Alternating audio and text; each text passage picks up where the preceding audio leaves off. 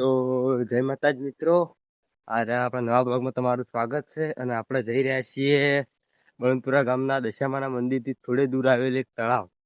એ તળાવનું નામ છે દશામાનું તળાવ.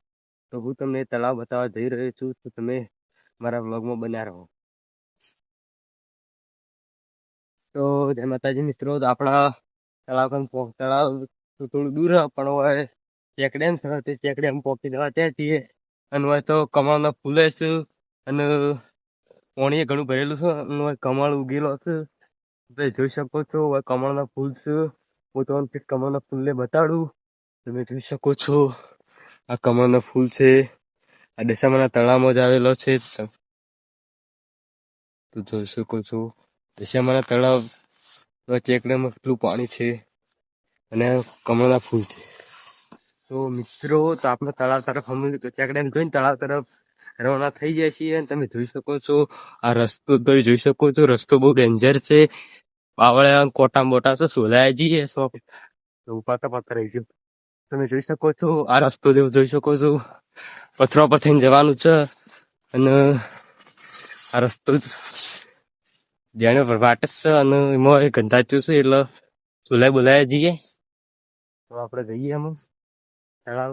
તમે જોઈ શકો છો પોખરો એટલું મોટું છે, અને આ બાજુ છે તળાવ. ચાલો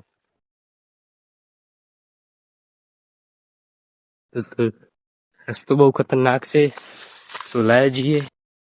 દશામાના તળાવ પોકી જવા થાય છીએ. તમે રસ્તો જોઈ શકો છો, કેવો રસ્તો છે.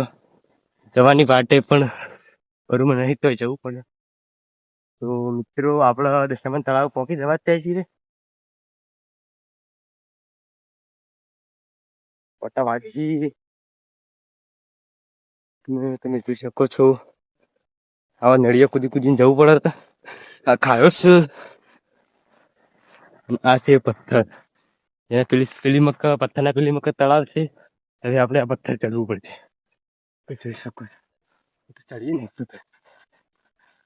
તો જોઈ શકો છો આપણે દશામાના તળાવ આવી ચૂક્યા છીએ. તળાવ એટલું મોટું છે ને, એ લોકેશન જો. એ લોકેશન ઉપર ઘણો ગીત પણ શૂટિંગ થયો છે.